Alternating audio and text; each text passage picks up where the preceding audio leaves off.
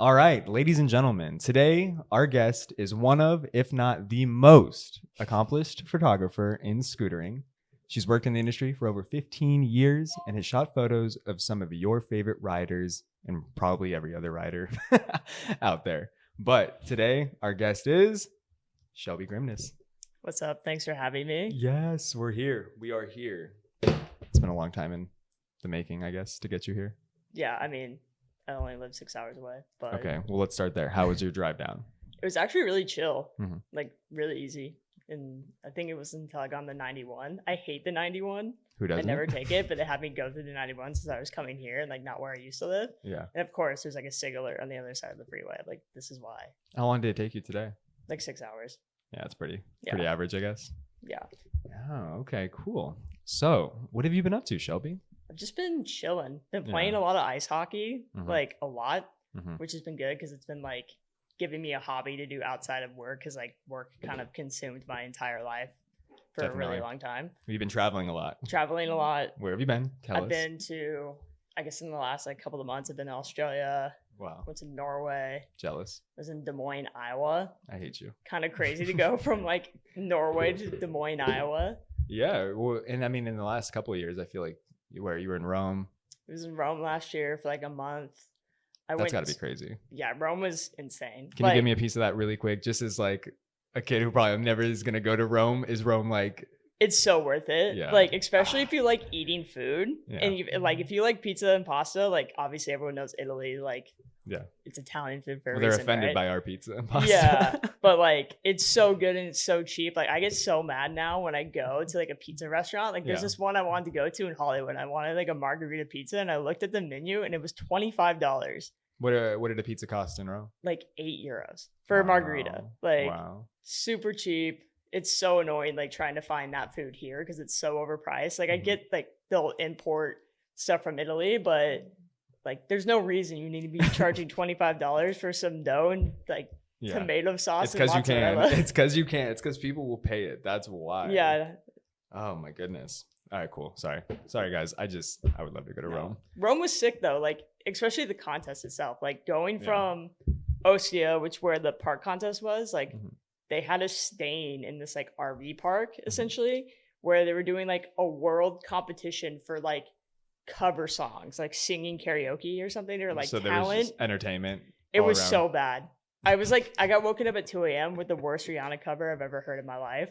Hey. It was so bad. But we went from like there, like Ostia, like little beach town near Rome, Mhm. to like central Rome, right next to the Colosseum. That's what I was gonna say. It was so sick. Is the Colosseum like amazing in person? Yeah, Okay, it's so we're gonna sit here all day and talk about yeah. Rome. I could talk about Rome forever. Like, but it's so sick. I'm really grateful that they were able to have Worlds there last year, Mhm. just because of the fact that like I think scootering's like in skateboarding, you go to a skate contest, unless you're a little kid, like you're just going by yourself. But like I Yeah, feel like that's fair. scooter contests of families like make it a thing.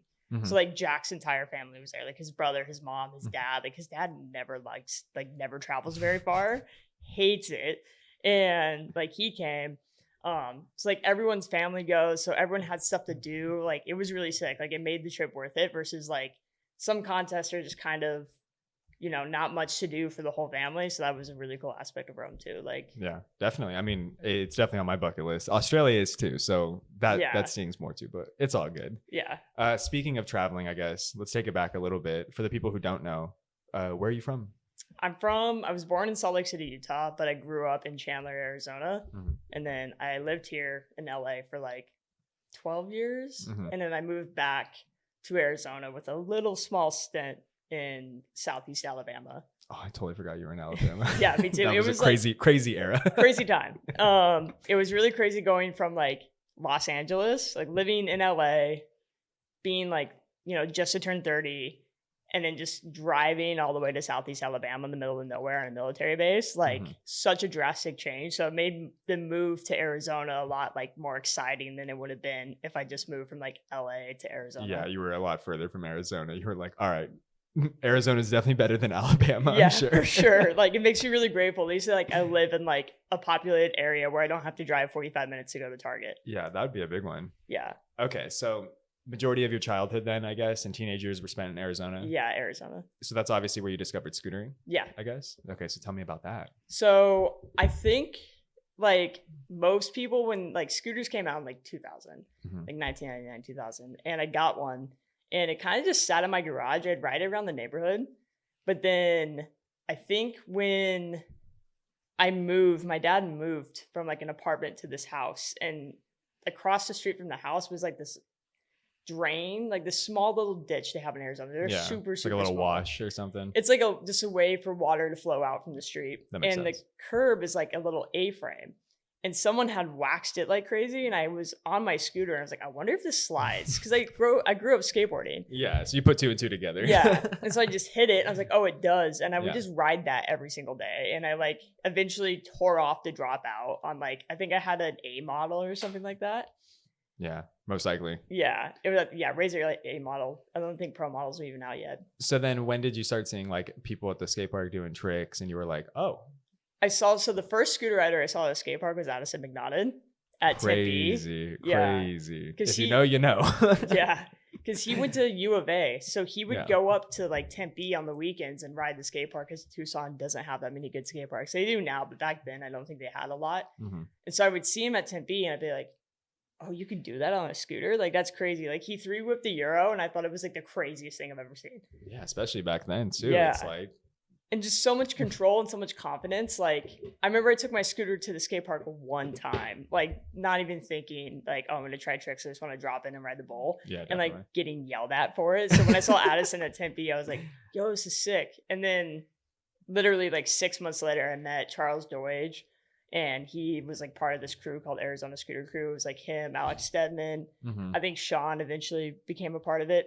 And I shot photos of him at the skate park and found out, he told me like, oh, you should post these on Scooter Resource. I was like, what's Mhm. Scooter Resource? And he was telling me all about it. And that's kind of how I discovered like the like freestyle side of scootering. Yeah, definitely. And that probably more of the community. I mean, especially Yeah. once you got on Scooter Resource, you were like, oh, there's Yeah. there's a lot of people who are also into the scooter thing. Yeah, it was crazy. Like, especially like the photography side, because like back then there was like Martin Kimball. I don't think Pole was really a part of it yet, Mhm. but there was like a few photographers out there, so it was like even cooler to be able to connect with like photographers Mhm. and scooter riders and stuff like that. Definitely. So at this point, I guess when you're going to the skate park and you're taking photos and you're meeting everybody like Alex Stedman and stuff, what or how old are you at this point? I think my parents were still driving me to the skate park, so I was probably like 14. Okay, I want that's to crazy. say, yeah. And then you mentioned taking photos. So how early were you like getting into photography? So I got into photography. I have to go based off grade year. So I think I was in 8th grade. Mhm. Yeah, I was in the 8th grade. And I went to a flip skateboards demo at the skate park, and my mom let me take her little digital camera, Oh, cool. because I was like, oh, there's going to be pro skaters. Like, take my Yeah. camera so you can take a photo with them. And I was like taking photos of them skating. Mhm. And it was back when those little point and shoots, like they have the delay.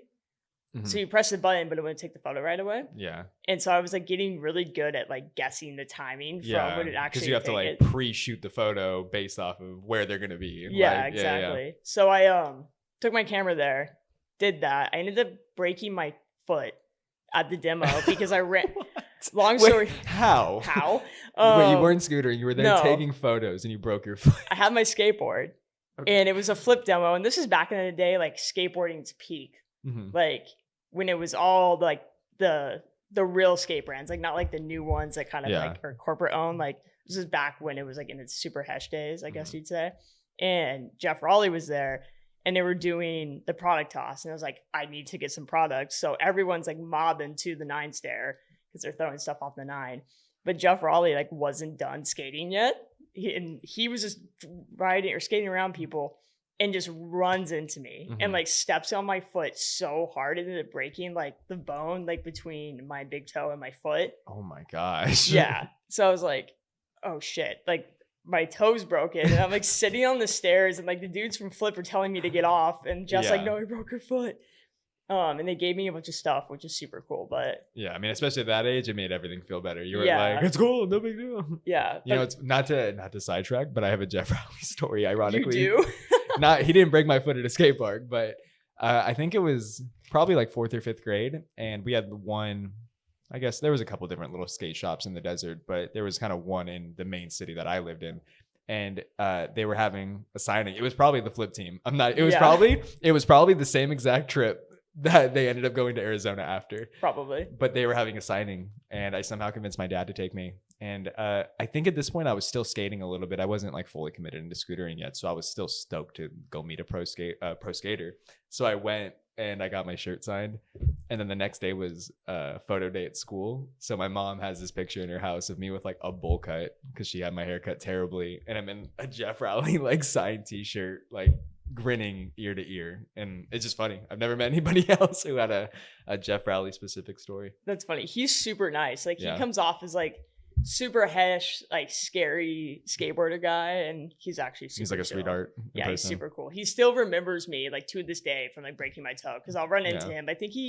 I don't know if he was judging World Skate comps, but he was at one and he's like, "Didn't I break your foot You're like 10 yeah. years ago or 20 years ago?" And it's like, "Yeah, you did. That's crazy. You still remember me." So it's cool. Yeah. But yeah, so I was like, I wasn't able to skate for I think like 2 months or something like that. Okay. So I was just taking photos. Like I ended up just like stealing my mom's point and shoot and taking it to the skate park all the time. Mm-hmm. And that's like I want to say that's when I met Charles and them and started taking photos of scooters. And then for Christmas that year, I got a Canon Rebel Oh, nice. DSLR. And Nice. that was like my first real camera. And that's when I really started getting into it. Like I bought a flash, I got a fisheye.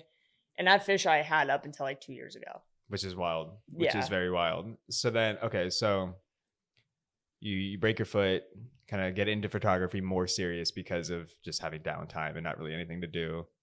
And then once you start getting into it, it just took over. It was Yeah, like it your took over. obsession, I guess you could say. Yeah, especially because like I grew up skateboarding since I was like 10 or Mhm. 11, and all my friends got really good at this point. Mm-hmm. And I hate falling. I hate getting hurt. Same. And that's why I never really progressed very far in skateboarding or scootering, just because like I don't want to get hurt. And I ended Yeah. up screwing my knee up. But like, so photography was a way for me to like Stay safe. stay safe, but like also like be able to participate. Mm-hmm. Because I was just going to the skate park and sitting around if I was hurt or whatever, like, or if there wasn't a good enough bowl, because that's Mhm. what I was kind of doing. Like, I couldn't Yeah. really, I had my period skating down stuff, Yeah. but then I was like, that hurts.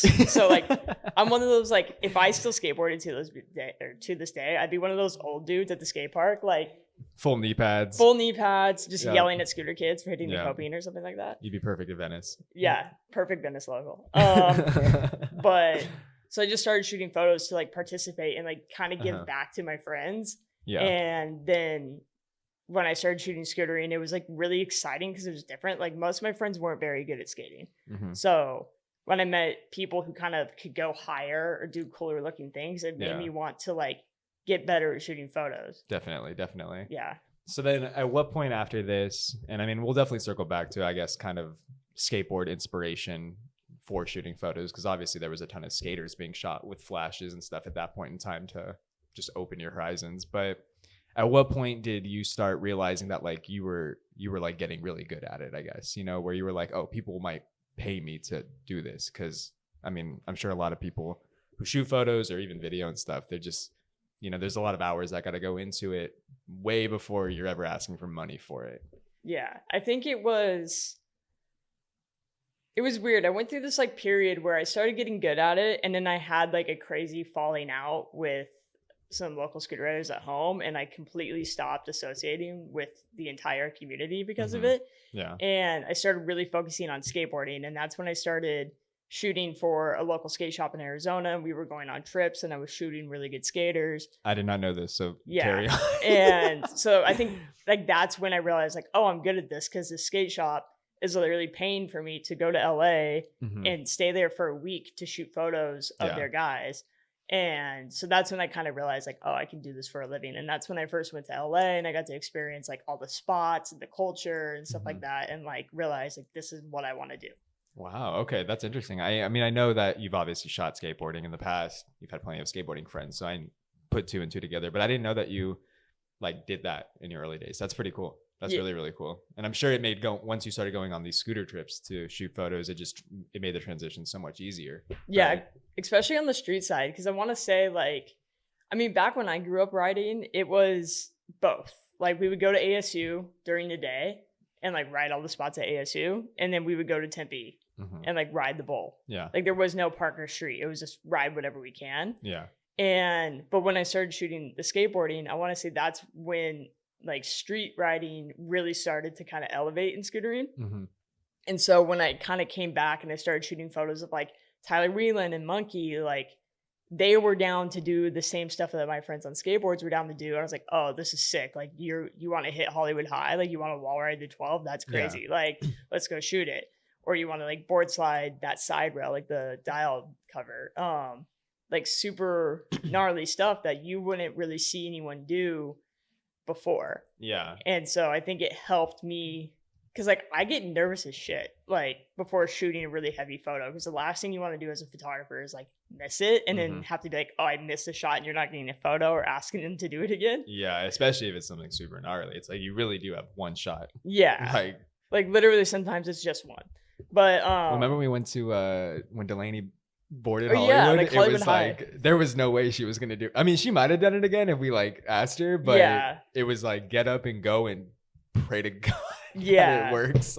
And like same thing with Eric Feenstra. Like he did his hurricane down at first try. So being able to like kind of know all that already by shooting skateboarding and like really heavy settings. Yeah, going and doing that for scootering made it. I was a lot more confident, and I think that's kind of when I think brands and magazines and stuff that we had back in the day were like, Shelby's the one because she knows how to do this. Yeah. Like she's confident. It's not just like it looks good. I think it was like a confidence thing too. I mean, confidence plays a big role. Yeah, for sure.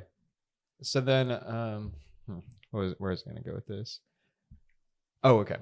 So would you say that, or I guess, would you say that shooting all of the skateboarding and stuff that you did earlier in your career kind of influenced your like, or I guess you kind of brought that style into scootering? Because I mean, I'm sure there was already photographers in scootering doing street scootering photography and stuff, but having experience in skateboarding, where I feel like a lot of scooter riders want to mimic skateboarding's style to an extent, especially if it's cool. So I imagine you kind of got to dip your toes in it and then bring it into scootering, which was really, really cool. Yeah. Like growing up, like my dad, he owned a magazine subscription agency. So he could get any magazine sent to my house. No way. That's for actually like super cheap. Okay, let's just hold up before people comment. Magazines were like the shit. Like, I don't know if you guys really understand this. Like, you couldn't just read something on your phone. You had to get it physically in front of you if you wanted to read it. So like having that or having access to that probably was actually like very beneficial. Yeah, like it's crazy because you think about these days, like kids don't get really any way to like experience photography outside of the phone. Like print media doesn't really exist anymore. And so I got all the skateboard magazines, I got all the BMX magazines, I got all the snowboard magazines. Yeah. And I would go through them and I ripped pages out of all my favorite photos and just put them on my wall. My whole wall was covered. And so I kind of, when I got into photography, I wanted to like mimic what was on my wall. Of course. So I think like skateboarding influenced a lot for me. And like the photographers, the way I shoot photos, like, cause I started from skateboarding, so it pretty much influenced what I did for scootering.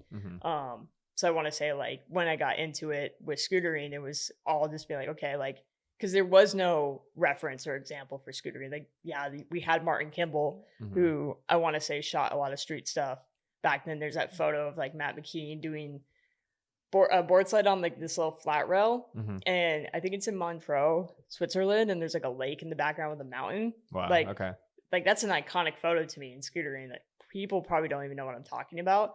Should we try to find it? We should. I think we could probably try to find it. I don't know where it would be. I might have to like message Martin and ask. Oh, that's fair. Okay. But like that style also influenced me. Like Martin's stuff. For sure, Martin Kimball like was probably the only scooter photographer that I really could be influenced by back then, because he was already doing it, but he was shooting a lot of medium format film where I'm shooting digital, so there is a different style. But definitely, but it still allows you to stand out, I guess, on your own. You know, I mean, especially once your photos started coming out, I'm sure people were like, "Oh, okay, who cares if it's film or digital? These are good photos." Yeah, like, for sure. It's got to be pretty cool to see that there's more scooter photographers. I mean, unfortunately, there's not as many as we probably hoped there would be, but Yeah. there is people, I guess, getting interested in scooter photography, and hopefully these new gen kids will understand that the iPhone is not as good as a real camera, Yeah. and that you actually do benefit from it. Okay, so that's kind of the origin story. So then after that, you're in AZ, you know, it starts to pick up. You move out to LA, and then where do you go from there? I guess, where are you at in your life? Who are you getting paid from? Is scooter photography still like your main income? Like, what's going on, I guess, once you moved here? Yeah. So Because wait, that was 2012. when you moved here? Okay. Yeah. So like starting right after I graduated high school, I want to say that's when Dialed. So there was two versions of Dialed. There was an Australian version, Mm-hmm. and then they wanted to do like an American version. Okay. If I think that's how it went. This is Dialed magazine, by the way, scooter magazine, just in case you guys don't know. Yeah. So Scott, who used to own Scooter Hut, funded Dialed. Okay. And he was like, hey, can you go to LA and shoot this photo of Monkey for the cover for the first issue we're coming out with? I was like, yeah, sure, I'm down. They paid for my gas. They paid for the photos, my hotel. They paid for everything. Nice. And then like 2 months later, they asked me to come back.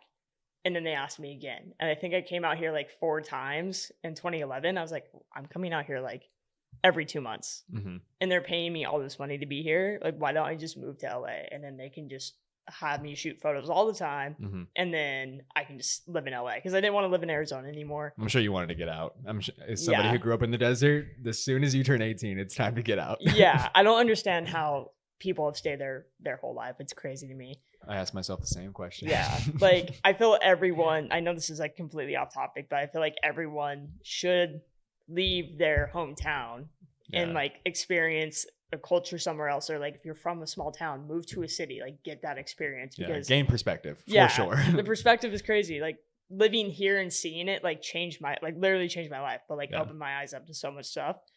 But yeah, so they were paying me to come out here all the time. Okay. And at the same time, I didn't want to go to school anymore. I was going to school for like photojournalism.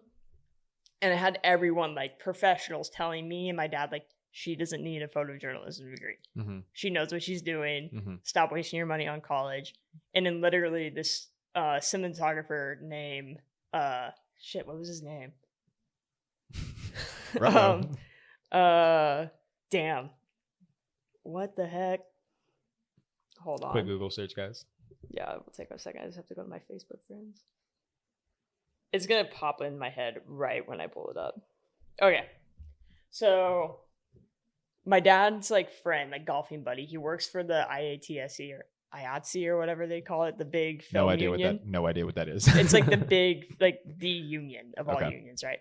And so he introduces me to Stephen Poster, who's the president of ASC, and he's like a huge cinematographer. He did Stuart Little, like all that. Love that movie. He had me and my dad come out to LA to meet him, and he essentially told my dad face to face, being like, let her move to LA. Mm-hmm. She can work in the industry and she can shoot photos, like let her move. And my dad's like, cool. Like, he just needed to hear it from somebody. Yeah, be like, oh, like you can make yourself, or you can like make something of it. And so moved out here. My dad helped me out a lot the first couple of years, like helping pay for rent and stuff like that. I was just shooting photos all the time, like going out with Tyler and just kind of like shooting photos every single day. So tell me about the LA crew at that time, just for the people watching. I guess, who were you shooting photos with at that time? Because I know there's going to be some names in there that people will like. Yeah. So it was obviously Tyler Whelan. Mm-hmm. Andrew Brousard would come up every once in a while he'd come up a lot actually from San Diego. And then Dylan Casson ended up moving here shortly after I did, or he might have already been living here. I don't know, I'm not sure, but he was here. So it was pretty much like Tyler, Dylan, I want to say, Monkey. Mm-hmm. Like, I'm obviously probably forgetting people, but I want to say the biggest one was Tyler. Wow. Like, it got to the point where, and then we can talk about this later, but like I met Rudy Garcia before Rudy Garcia ever filmed The Scooter Rider. Like, my local when I moved here was NoHo Skate Plaza, and he was also local there, and he had lights and a generator. So like he'd always want to go light up spots, but he was like filming a part for himself. Like, he was skating for Foundation, and I think he had a shoe sponsor. And so he was skating. I was shooting photos with him, and I like introduced him to Tyler, and that's like how he got into scootering. Wow, But that's crazy. That's super crazy. So like he would be around, even though he wasn't a scooter rider, like he'd be around on the sessions. Justice Ott, he's a filmer. He filmed Tyler's Nimbus's video under a alias because I think he was filming for Girl in Chocolate at the time, and he didn't want them to know that he was filming a scooter part. SMH. Yeah. That was kind of the crew. Like, it was literally like every night, it would be like me, Kevin Love, who was another skater, Justice, sometimes Rudy, and then Tyler, and we just go light up spots like every night. Yeah. And then I want to say eventually it turned into like Zach Martin, Tyler Bradley, Nick Donatelli. Like, we'd go out every weekend and just shoot photos. Wow. And I'm sure you have like some amazing memories. I'm hoping you have some crazy stories you might be able to share from all of the experiences being out at night shooting. Dude, the craziest one was Andrew's front lip. Which is this photo right here. here. That one. Just because I guys can see it, but this photo. So that was insane. Like, that was probably... Well, Ruben, you can get perspective on this. Yeah, Ruben was there too. But like, it was a whole operation. Like, I remember Andrew being like, hey, we found this crazy SRL. I think it was like off of Stalker or something like that. And that they were telling me like, we have to cut a fence. Like, not just like cut to get into a fence, like cut a whole fence away. Yeah, for the ride out like, too, right? Yeah. And then light it up at like 3 a.m. so no one's around. Like, and so we showed up. I think I was in London like the week before, so I was super jet lagged, and it was really hard for me to stay up that late. But I went out. Andrew got the clip. It took a while. If I remember correctly, too, Busty Jesse was there, right? Yeah, he was there. Obviously Ruben was there. There was a few other people there. And so Andrew lands it, and he's rolling away, and I think I set up my camera, like, or not my camera, but our old 4K, which I don't know if we still have here. But I think we were using that as a second camera on one side, like on a tripod, and I was standing next to it shooting a photo. And so Andrew lands it, he rides away, everyone's chasing him, and then I hear it, and like, I'm right next to the curb.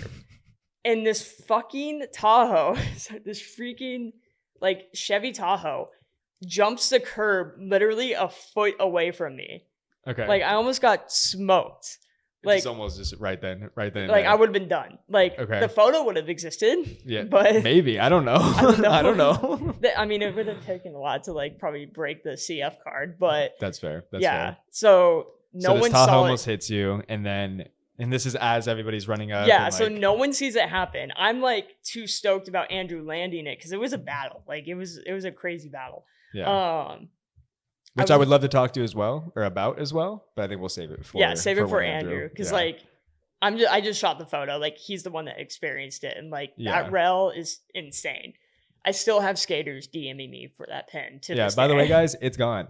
The rail's gone. The building is gone. It's not there anymore. Andrew is the only person that did and will ever hit that rail. So yeah. I guess Ruben, while we have you here, do you recall seeing Shelby almost get smoked by a Tahoe? No, I don't recall that. I feel like I remember that at the moment that Andrew landed, everybody was chasing him, and I ran into the street to film the angle, but I was just so locked in on the viewfinder that I didn't see it. But it was a crazy group. It was you, Shelby, Webby, me, Andrew, Justin Lacrosse, just Busty Justy, Jackson Birkeland, Devin, and Derek Marr. Wow, it was a big group. You're right. The most random fucking group.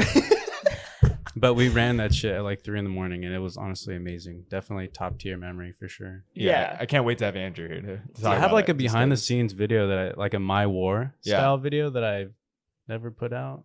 Which, I mean, because there is a little bit of the kind of like the behind the scenes right in the end of the flavor video, or I've seen. I have all of that raw footage, like when we're cutting the fence. You should just upload that, like all the raw footage of that battle, because I don't even want to talk about it too much, but it's crazy. It was crazy. So no one almost saw me get hit by a car, and it literally took me like 5 minutes to figure out that I almost got smoked, because like what Ruben said, like he was locked in, like we were all locked in on Andrew landing it.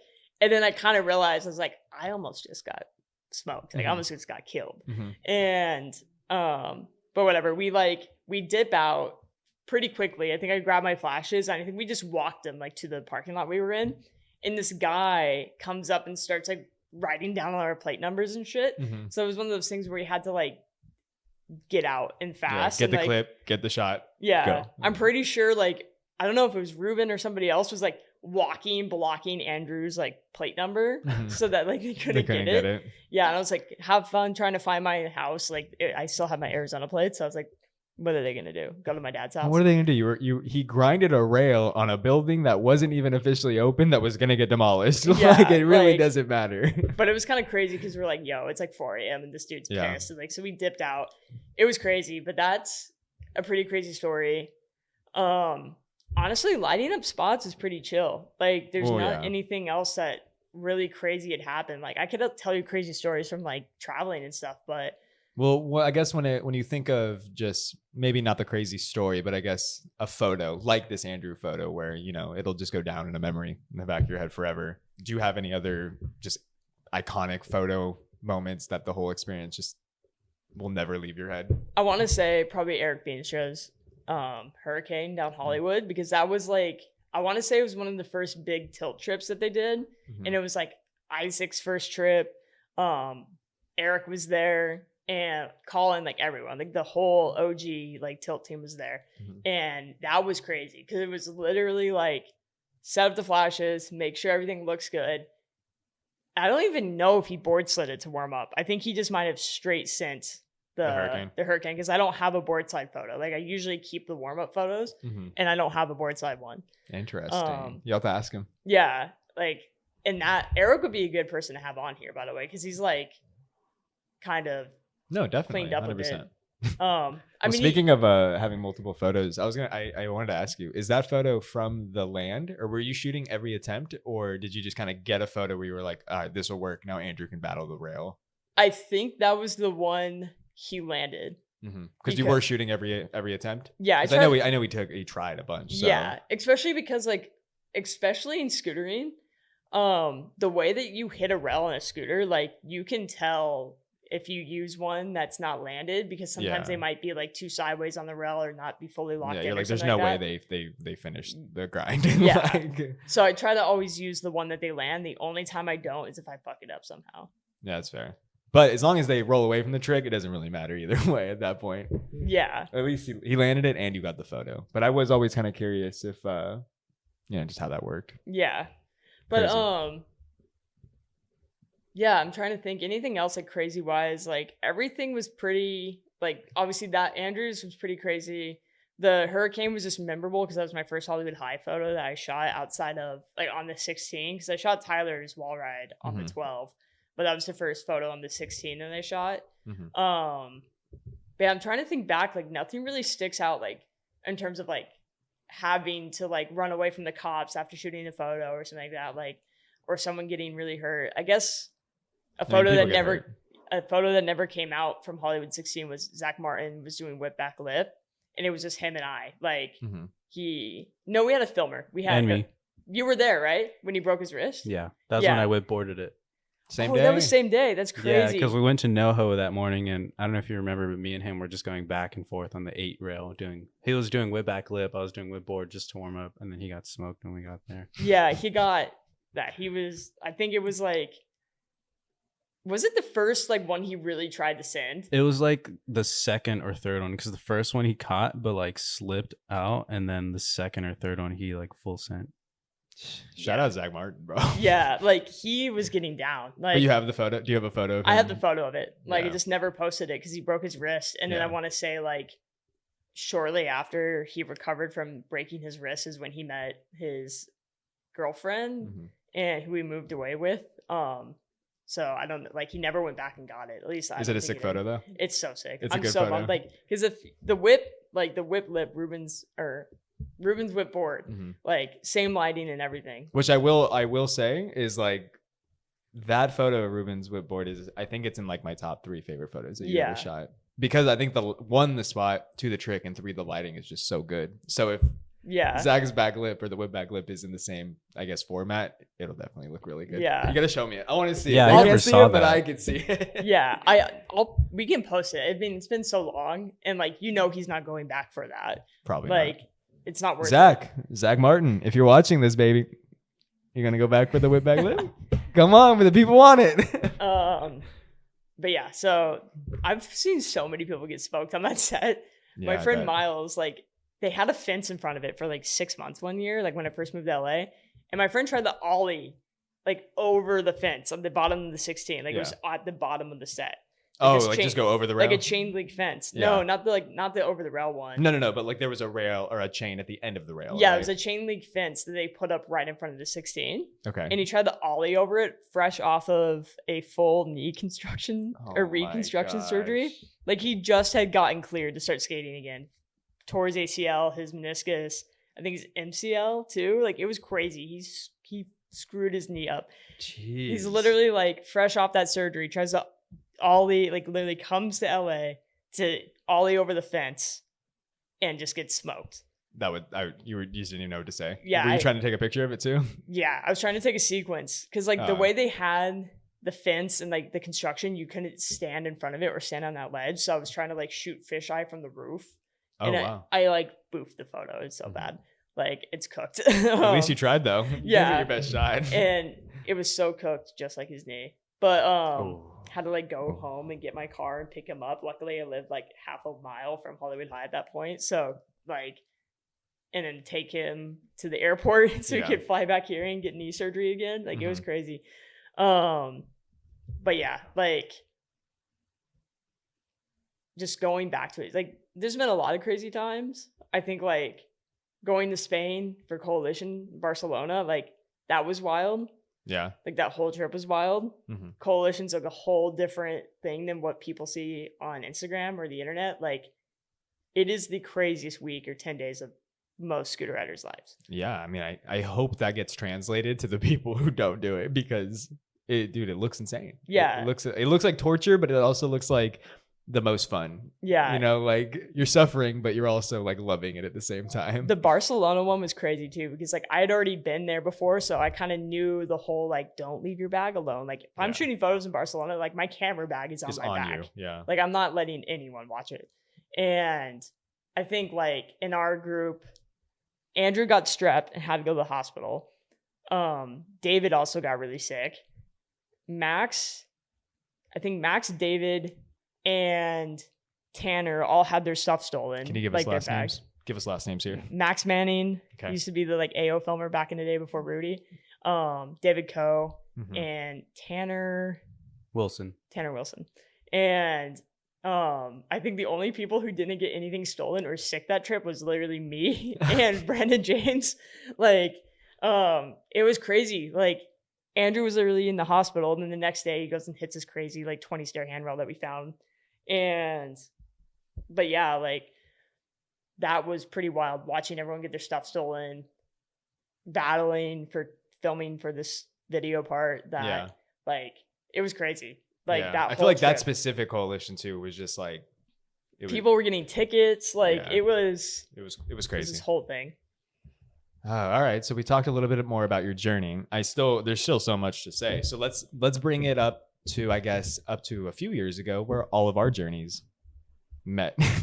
So when did you get introduced to Nick and when did you start working for The Vault? Okay, this is funny. I know it is. So sorry, Nick.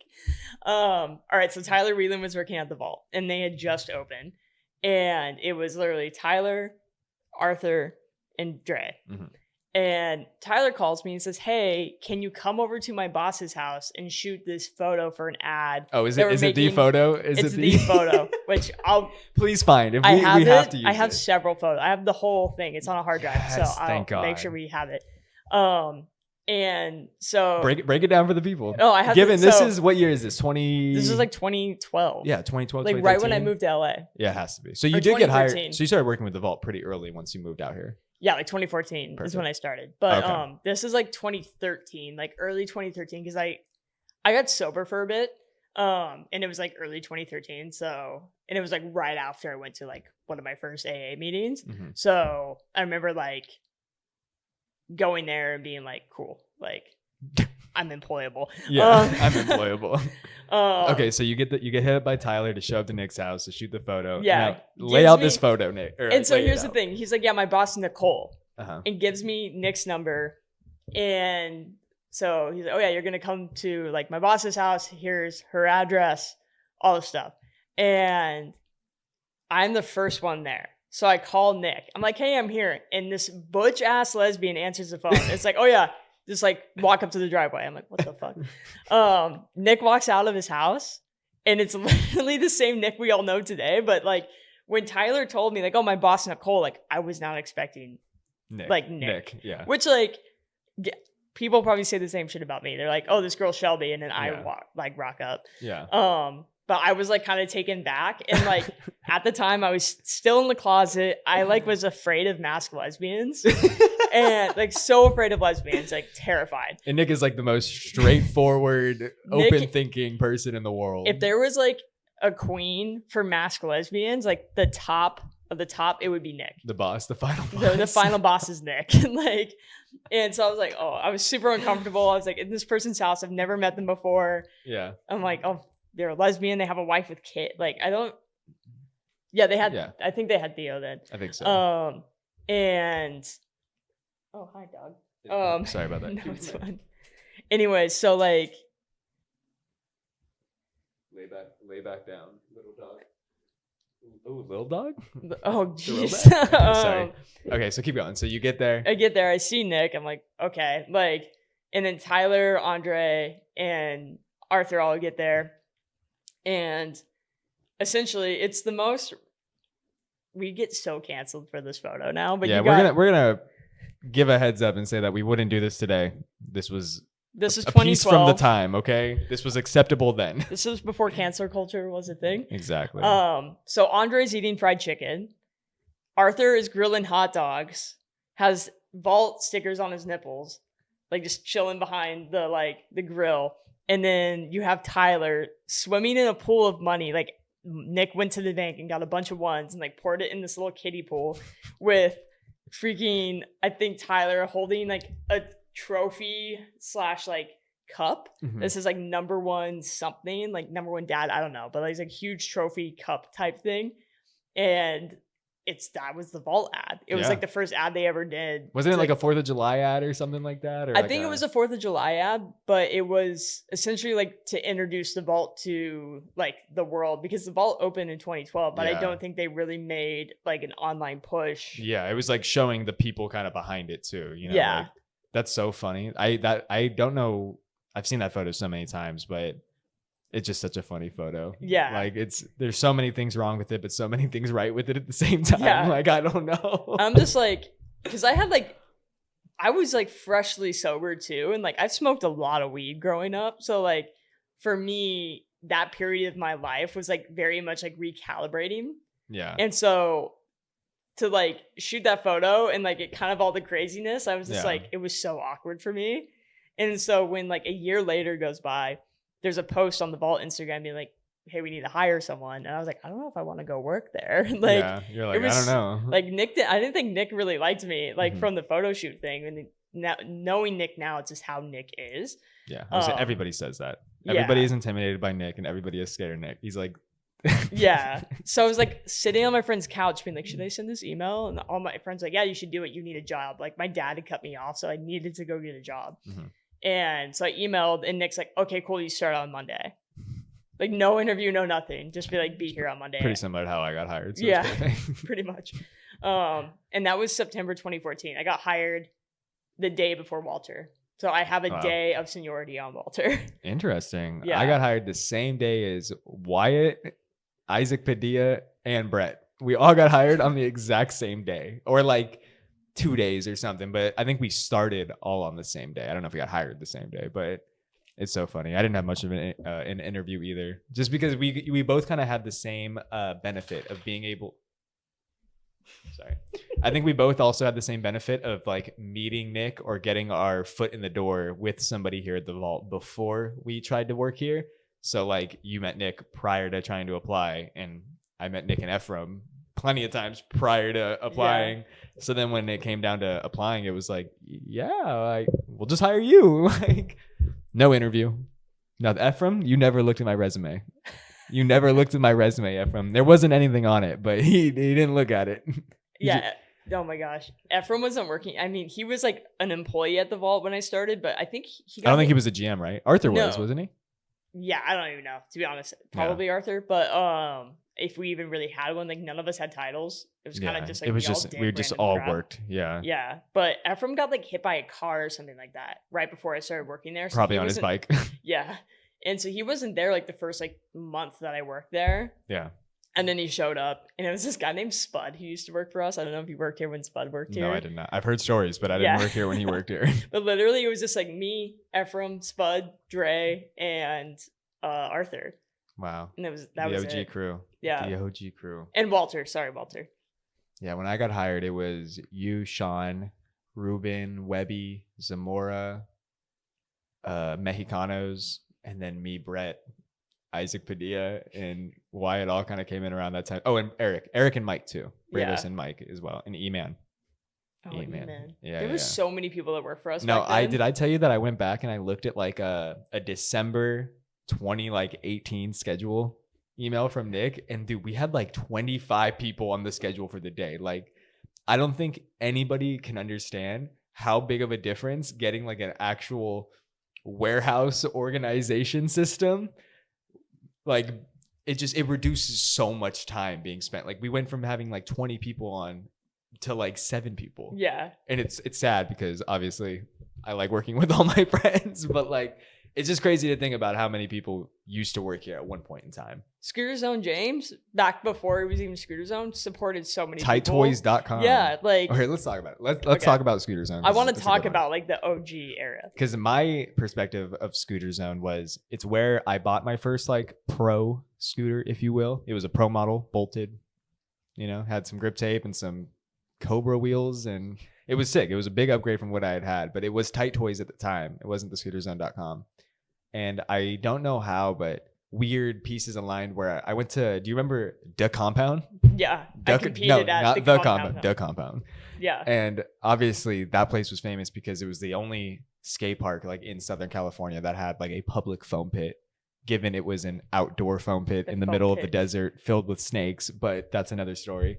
But ironically, I went one time, this kid in my neighborhood, he rollerbladed, and he's like, my parents are going to take me to The Compound. You want to go? Sure enough, I go. Guess who's there? Twan and Scooter Zone James. And I don't know how, I mean, this is obviously well before social media, so I don't know how I was able to put together that he was, maybe another kid at the skate park told me, but I pieced together that that's who it was, and he was so intimidating. He was so huge. Like, I don't, but also because like, I think I wanted to be sponsored by Scooter Zone at that time, even though it was unrealistic. And seeing him in person, it was like, oh man, this is when you're at the skate park and there's like a girl, you try to like show out. It was like that, but times 10, because it wasn't a girl. It was like the owner of Scooter Zone. You had to like show your best tricks, land everything you can. But anyways, that was my experience. So what was yours? So I'm trying to think when it started. So my first trip to like California for scootering was for SD2. Wow. Yeah. Okay. Wait, that had to have been like, I don't even know what year that was, but I was like 15. Yeah. So at 14 or 15. I think 15. Because the next one I had my driver's license, or I was 16. Yeah. So I was like 15, about to turn 16. It was SD2, and all like the Arizona kids were talking about it. Everyone was talking about it. SR. Alex Stedman was going, and because he was on. Proto wasn't the brand yet, I don't think, back then. It's hard to say. I think he like was a part of that crew. Yeah. I think they were just starting or something like that. But anyways, Alex was going. So I like, hey dad, can we go to San Diego and like go to this contest? And it's like, yeah, sure. Like booked flights. Mm-hmm. I remember like checking my scooter and like the little bag that like Razor had come out with, and like I took off the bolts because he bolted boldy and like checked it and all that.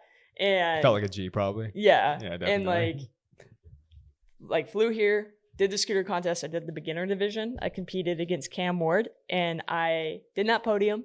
Mm-hmm. I got beat by, I think Cam was like 12 at that point. I was like, I got beat by a 12-year-old. I'm never competing again. Cam was 12 when he beat you? He was super young. I was so mad at Andrew because I was like, yo, why didn't I win? I'm clearly better. I don't think I was. And Andrew goes, no, we have to keep the younger generation like excited. So like, yeah. And obviously look what Cam Ward turned into. Yeah, that's fair. But yeah, so that was probably the same contest. What division was that in? It was like beginner. Okay, it was probably the same contest that Sean infamously is like, I got third place. The only two people above me were Coda and Tyler Bonner.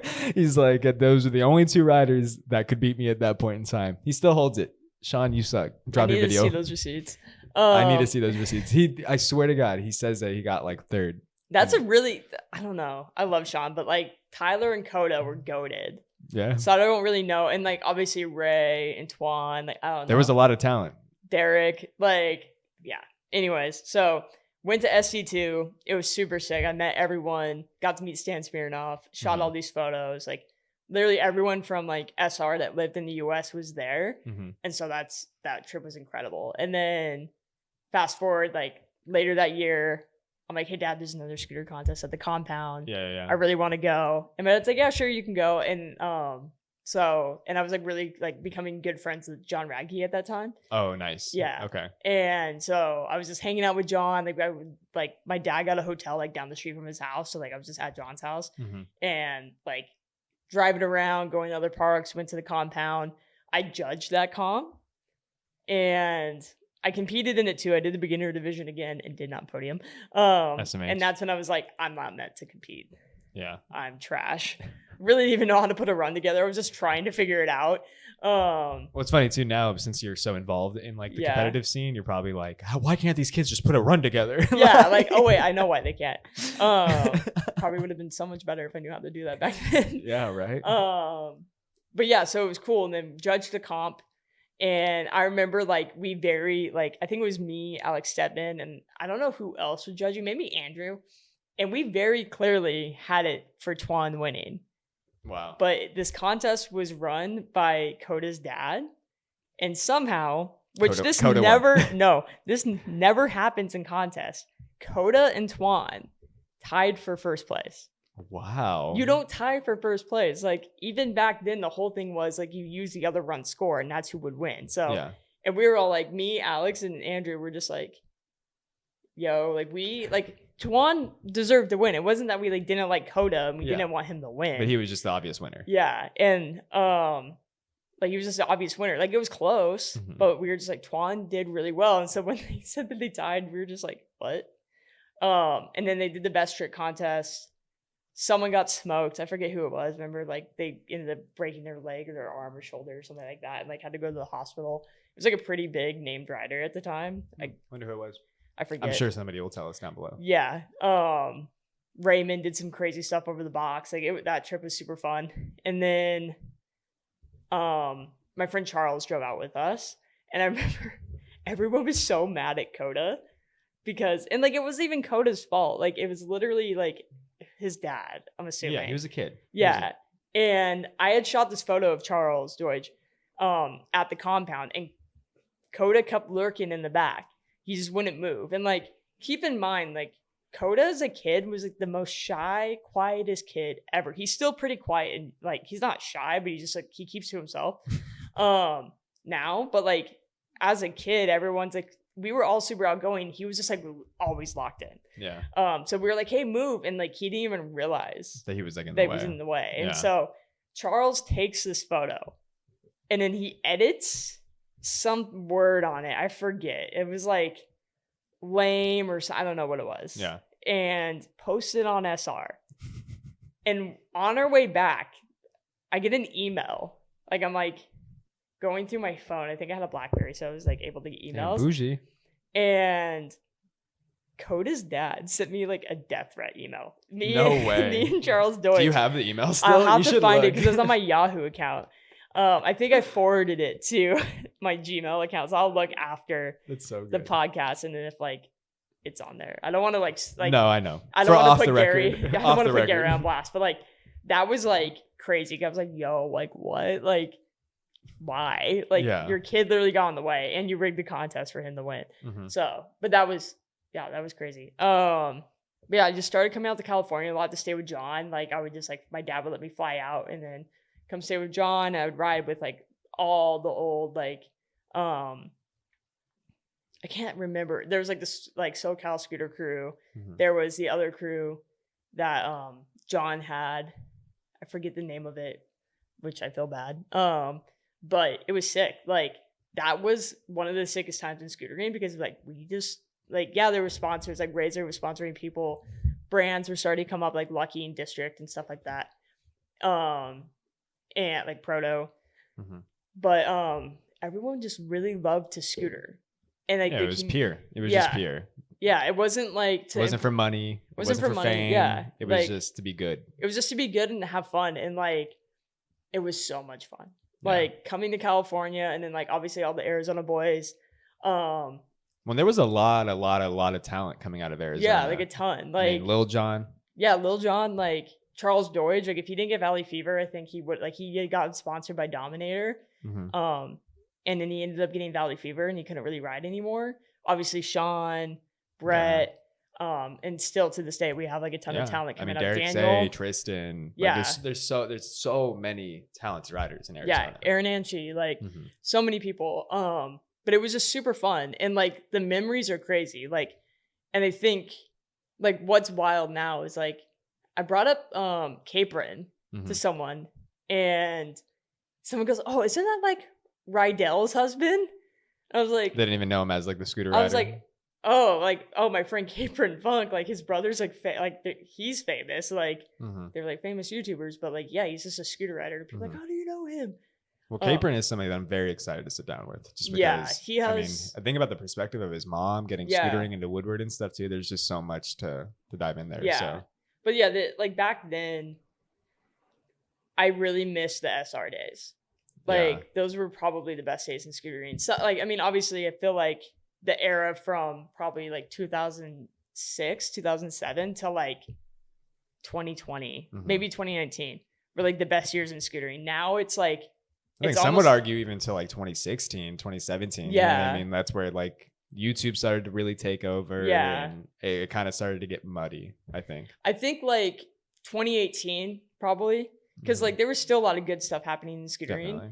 But with like now, given like I'm in a pretty big role within the competition scene now. Well, yeah, what are you doing now? Just for the people that are wondering. So I work for WorldSkate.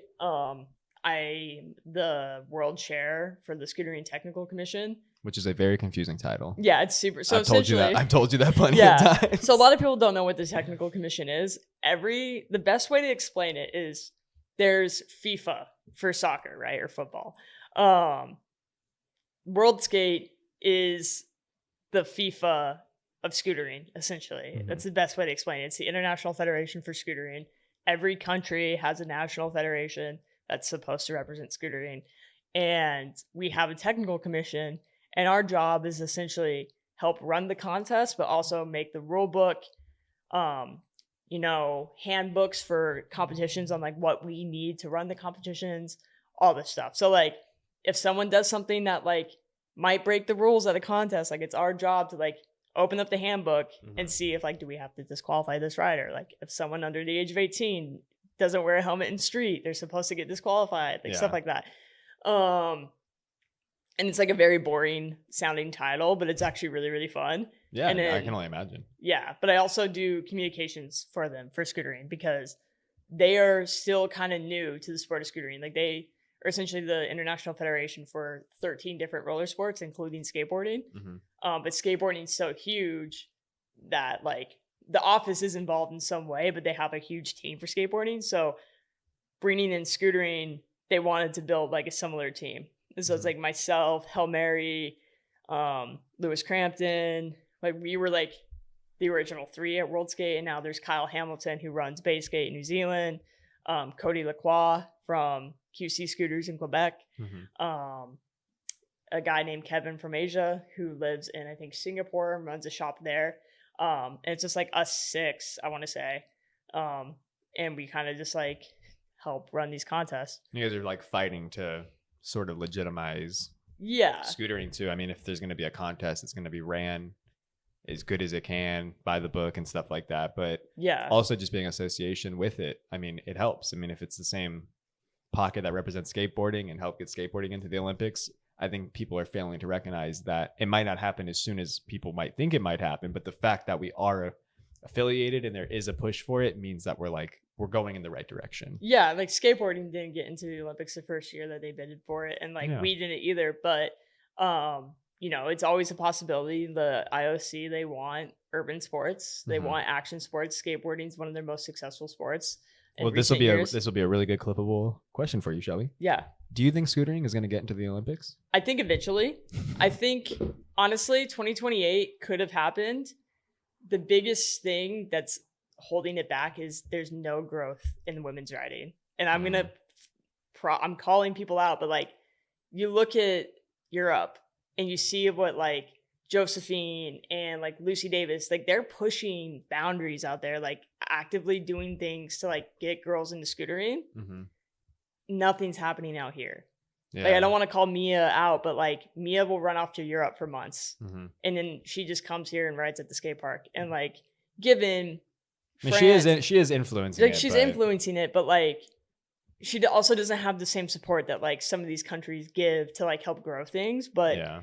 I think for scootering to get in the Olympics, the women's side needs to grow, and it also needs to get a little bit more competitive. Mm-hmm. I think Neve from the UK, she rides for Chile. She's insanely good. Mm-hmm. She's pushing boundaries on the park side. I think Josephine is pushing boundaries on the street side. Same for Mia. Mm-hmm. I would really love to see Delaney try to compete. Mm-hmm. I know it's really scary for a lot of people to go and compete, but I think Delaney would kill it.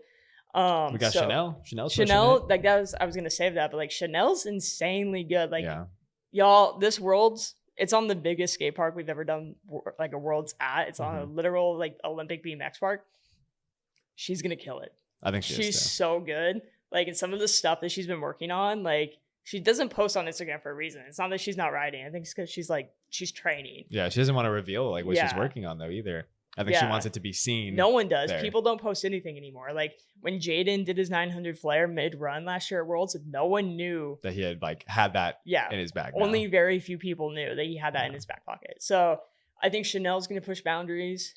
But that was like the biggest thing that came from like the IOCs. Like their concern was, like the women's side isn't like we're worried about it. Because you need both. You need both. Yeah, but I'll say like I worked at Woodward for a really long time. And I'm friends with a lot of the Olympic BMX riders. Mm-hmm. And the same thing happened for women's BMX. Like the level was drastically lower than the men's side. And then all of a sudden the Olympics gets involved, the IOC gets involved, and all of a sudden these national federations have funding to start allowing these women to pursue BMX riding full time. And like that's the thing that scootering doesn't have. Like you look at Claire Parks, right? She's insanely good, but she just graduated high school. Mm-hmm. She's going to community college up in SLO.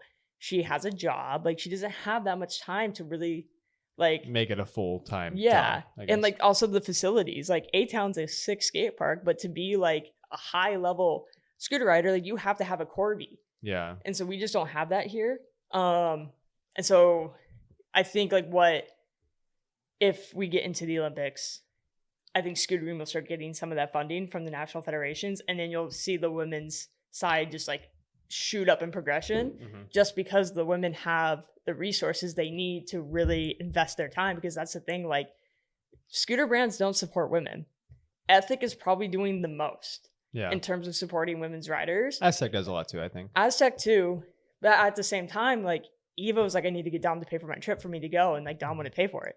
So I mean, he took everybody to Japan. Yeah, like he took everybody. No, like for to filming Japan, trips, bro. but like for competitions. Yeah, like, yeah. But I don't think Aztec is really looking at the competition scene, even though Vic is competing and is getting out like there. I think his concern is just like whatever the riders want to do. Like not to dig on Dom, like obviously companies do their budgets the way they want. Same thing with Tilt. Like Tilt's not going to pay for Delaney to go to a contest. Yeah.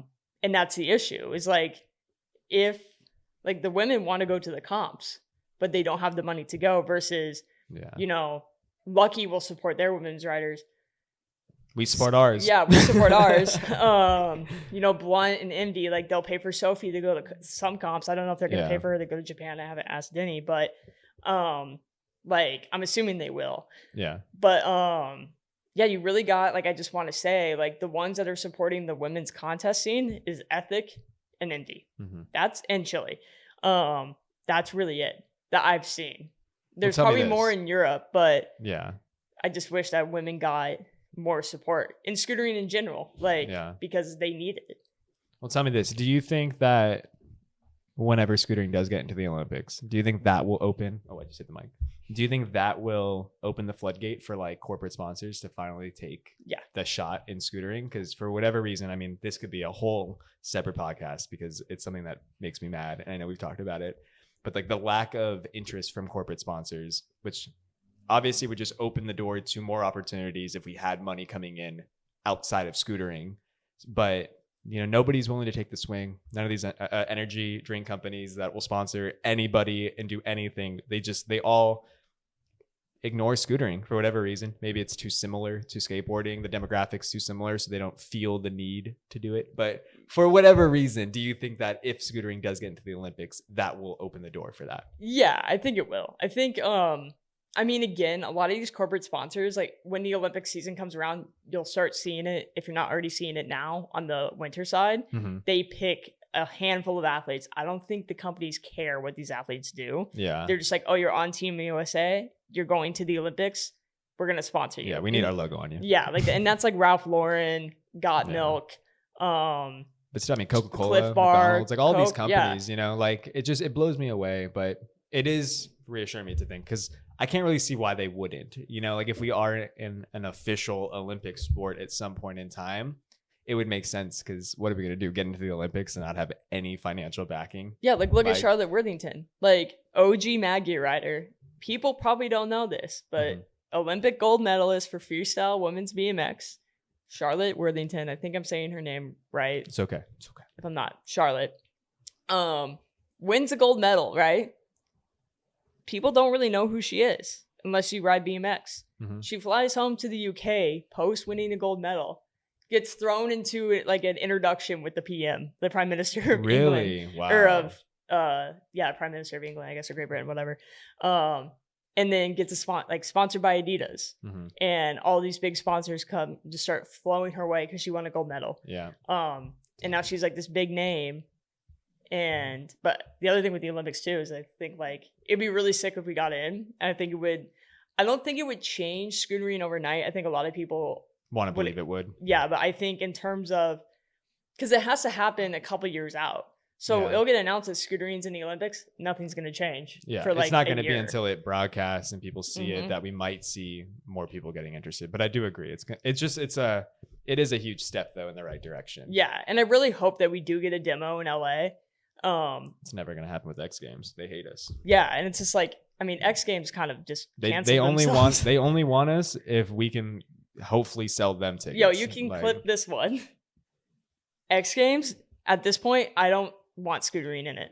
Because I don't know if you've seen this whole rebrand, but they've completely butchered the X Games branding and the name, and they're getting like flamed online for it. Like, go read the comments and all their new posts. Like, a new company came in, they've been bought like 3 times, and of just ruining it. And they're trying to make it into this like league. Oh wow. Like the NBA or whatever. And it's not gonna play out. Yeah. And at this point, like we're in FISE, and I see the numbers, like see the broadcast numbers from X Games, I see the broadcast numbers from FISE. FISE pulls more viewership. Yeah. FISE has more people attending, and we are the second to last final at FISE Montpellier. Yeah, like, which is like huge. I don't think people really understand. Like it's a big deal. If you're not a popular sport, they're not going to have you that high up. Our world championship in Madrid had 1.5 million people watching it on TV in Europe. Wow. So I think the biggest difference is scootering is mainstream in Europe. Like it is. It's on TV. What's socially acceptable? Yeah. It's like fully socially acceptable. And everything is. Yeah, and it's just back here. It's just a little like behind here in the States, but I think action sports in general is like kind of dying in the US. Yeah, it kind of is. So I think there will be a resurgence, like there always is. Like the 90s are coming back. So I think, action sports will come back. Well, people love to watch people do crazy stuff. And the reason why people went to the X Games and watched the X Games was to watch people do crazy stuff. And they took out what they did to like roller freestyle and like taking them out. Like that was one of my favorite things to watch as a kid was like literally Takashi. Who still skates to this day. Like watching him on the half pipe was a treat because that dude's doing like crazy flips on this huge half pipe that you're not seeing skateboarders do. No, definitely not. But yeah, like they took out a lot of the fun stuff that made the X Games fun to watch. Like they still have street skateboarding. They brought back dirt BMX. But yeah, I think that to me, everyone's like glazing the X Games a bit, and like if they don't want us, they literally glaze the shit out of Ryan Williams. Like, oh, like they keep talking about him, promoting him. It's like, dude, he's a scooter rider. Yeah. And like, why don't you want more of this? Because there's like, you look at Ryan, and there's so many other people who are just as good as him that could be material and marketing material for you guys, but you're just too afraid of what the skateboarders are going to say. Yeah. But at the end of the day, they don't really care. I don't think they really Like, care. they were. It's gonna happen eventually. Like, yeah, it's like really, they really don't care. Like, there's a few that are vocal about it, but it's very few. Yeah. And at this point, if the X Games doesn't want us, like, want us. But if they do, we better not be like just taking the little pieces they're gonna give us. We better not have the parking lot jam. If I see another demo, I'm Yeah. gonna lose my shit because Yeah. we should be a contest. Let us hit the course. Yeah, like at least let us hit the course. But like, we don't need to beg them. It's essentially saying like, you don't want us, that's fine. Go look what we do at FISE. Call us when you're ready. No, I'm with it. I totally agree. I'm so over it. I don't want people begging the X Games anymore. Like, we don't need to be doing that. Like, the sport is much bigger than people think. And I think they just have to look outside of what they see in the US. Yeah, 1000%. Yeah. Well, I appreciate the perspective, Shelby. We've been talking now for a little while, so we got to wrap it up. Obviously, photographer, you're obviously involved in World Skate. You have a lot going on. So we have 3 cameras sitting here. Anything that you want to get out to the world and tell the people that are watching, now's your moment. Keep riding scooters. Even if you end up having to get a job, you have to pay rent or whatever, like, scootering isn't a sport that you pick up and you put down because you turn 18. Like, it is a lifestyle. It is an art form. And don't let anyone tell you you're too old to ride a scooter. I'm 33 years old. My entire life has been scootering. And I'm so grateful for it. And there's so much more that you can do within scootering. It doesn't have to be even working in industry. It could just be going to the skate park after work and seeing that little kid who just bought a scooter is at the skate park for the first time. And you could be like talking to this kid and teaching him how not to snake people or teaching him how to tail whip, whatever. Like, there's so many ways that people can get back to scootering. And I would really like to see just more people stay scootering, try to keep it a part of your life, and just have fun. And also cut it out with this park versus street stuff. Back in the day, we didn't have that. It was just we rode scooters. So support everyone, stop hating on each other, and just have fun. I love it. Is that good, Ruben? Yeah, one more for you, Shelby. So you have a lot of years of experience of shooting photography and scootering. Can you give some helpful advice to any aspiring photographers in scootering that are just getting started? Shoot photos every single day. Don't be afraid to try different things or to get it wrong. The biggest piece of advice I can give is just go to the skate park, take your camera with you, and just shoot everything you can and shoot every single day. Send me the photos on Instagram. You can DM me. I can give you advice. But yeah, just keep taking photos. Like, you will get better over time. Like, people can't pick up a camera and expect to like have an Atiba photo No, it takes right time. off the rip. Yeah. Like, it takes a lot of time. So just be patient, shoot photos every single day, and just have fun with it. I back that. We need more filmers and we need more photographers. Yeah, for real. We need more. Like, that's the other thing I can say is pick up a digital SLR, a film camera. I don't care what it is. It could be any camera at this point because they all do both now. Yeah. But like, pick up a camera and take it off the film setting and put it on the photo setting and just try shooting photos. Yeah. Why We not? need more photos. Like, I want to see more. The one thing I can't stand is seeing like an ethic trip and seeing like Maxime or Cyril just holding the camera shooting photos. And like, their photos they're good. Yeah. But what if they took a photographer, like an actual photographer with a lighting setup? Yeah. Like, the photos would be so much better and so much better for marketing. Like, we need more photographers. I agree. Yeah. Okay, last one right here. So, what are your top 3 favorite photo covers that you've shot? Covers? Shit. I'm trying to look at remember the wall outside. Okay, so There's a lot of Cooper. yeah, there's a lot of Cooper. And this can be from any era. This could be the zines from the Vault. This could be Dialed Mag, anything. Okay, so in no particular order, Bobby Revis's hand plant in London at South Bank, just because that place is legendary. and it looked really cool, and it was a really fun trip. Shout out Bluff. Yeah, Bluff. Come on. And then Andrews, obviously that one, that iconic, like almost getting hit by a car, Andrew getting bodied like crazy. Like, I think Ruben needs to release that battle video because it was crazy. Like, he shouldn't have landed it. He got bodied so many times. That rail's freaking gnarly. Like, And he rolled away. So yeah, that one. I think it was a vault scene cover, and then think the freaking Eric Feenstra. that one is it's always gonna be there. Yeah, like, because for me, first photo in Hollywood High, it's an iconic skate spot for me growing up. The colors are great. It's really hard to shoot at Hollywood High. Like, the lighting's always kind of weird, so I got really lucky with that. But fisheye from the bottom, first try hurricane, like, yeah, that one. So yeah, Andrews lip slide for the vault scene, Bobby Rivas' hand plant for the vault scene, and then Eric Feenstra's hurricane down Hollywood High for Dialed. Can I add a runner up? I don't know if it was used for a cover. I think it was, or maybe it wasn't. But Raymond Warner's air out of the mega Oh my quarter. god, yeah, that was a cover too. It was a cover. Yeah, Okay. that was insane. I think I was gonna mention it earlier when we were talking about photos, but that photo is by far one of my favorites, just because of like the insanity of it. Yeah, Like- Anthony Rowe, BFG. Mhm. So he was filming that fish on his like VX, and Raymond belled and came like this close from just clipping. We'll find BFG the pic. We'll find the pic and throw it up. But it's Raymond Warner airing like 10, 15 feet out of the mega ramp quarter pipe. The crustiest mega ramp quarter pipe. Yeah, but like hits the mega and then blasts the quarter as high as he possibly can. It's one of the most amazing photos, just because he's so high up. He was there. probably like 12 feet over coping. And then the quarter pipe is like 25 feet under that. He Or was like 20 feet under that. I think we did the math because the quarter pipe is 27 feet high. And we think he went because they had like the rulers up at the top.